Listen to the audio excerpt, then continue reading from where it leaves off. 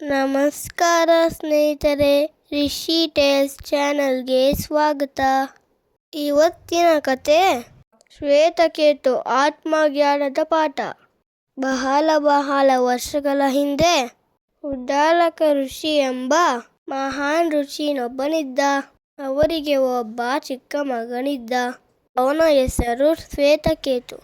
ಶ್ವೇತಕೇತು ಚಿಕ್ಕವನಿಂದ ಆಟಗಾರ, ಆದರೆ ಸ್ವಲ್ಪ ಹೆಮ್ಮೆಯ ಹುಡುಗ.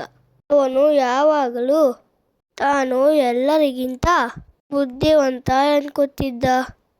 ಒಂದು ದಿನ ಅವನ ತಂದೆ, ಮಗನೇ, ನೀನು ಓದಿ ಬುದ್ಧಿವಂತ ಆಗು. ಕೇವಲ ಆಟದಿಂದ ಜೀವನದ ಅರ್ಥ ಅರಿಯಲು ಸಾಧ್ಯವಿಲ್ಲ ಎಂದು ಹೇಳಿದರು. ಹಾಗೆ ಶ್ವೇತಕೇತು ಗುರುಕುಲಕ್ಕೆ ಹೋದ. ಅವನು ವೇದಗಳನ್ನು, ಶ್ಲೋಕಗಳನ್ನು, ಶಾಸ್ತ್ರಗಳನ್ನು ಓದಿ ಕಲಿತ. 12 ವರ್ಷಗಳ ನಂತರ ಮನೆಗೆ ಬಂದ.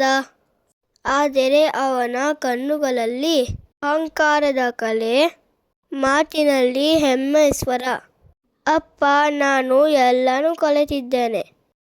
ಈಗ ನನಗೆ ಯಾರಿಂದಲೂ ಕಲಿಯಬೇಕಾಗಿಲ್ಲ ಎಂದು ನುಡಿದ.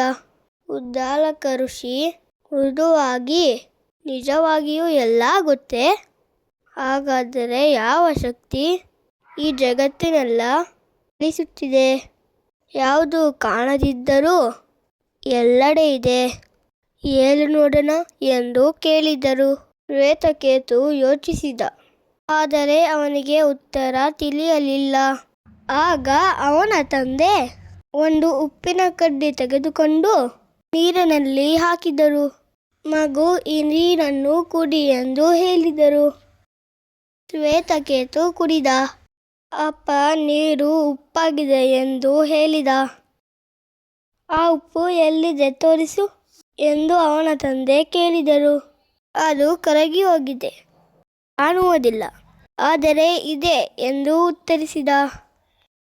ಅದಕ್ಕೆ ಉದ್ದಾಲಕ ಋಷಿಗಳು ನಗುತ್ತಾ, ಹಾಗೆಯೇ ದೇವರು ಎಲ್ಲೆಡೆ ಇದ್ದಾನೆ, ಆದರೆ ಕಾಣುವುದಿಲ್ಲ.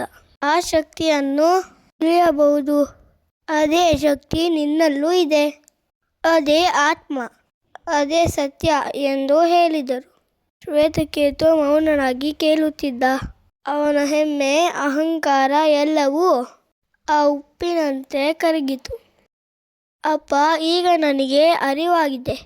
ನಿಜವಾದ ಜ್ಞಾನ ಅಂದರೆ ಹೊರಗಿನ ಕಲಿಕೆ ಅಲ್ಲ, ಒಳಗಿನ ಆತ್ಮವನ್ನು ಅರಿಯುವುದು ಎಂದು ಉದ್ದಾಲಕ ಋಷಿಗಳಿಗೆ ವಂದಿಸಿದ.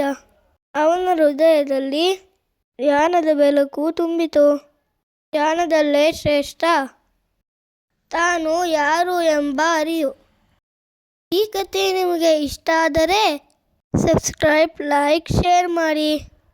ರಿಷಿ ಟೇಲ್ಸ್ ನೋಡೋದನ್ನ ಮರಿಬೇಡಿ.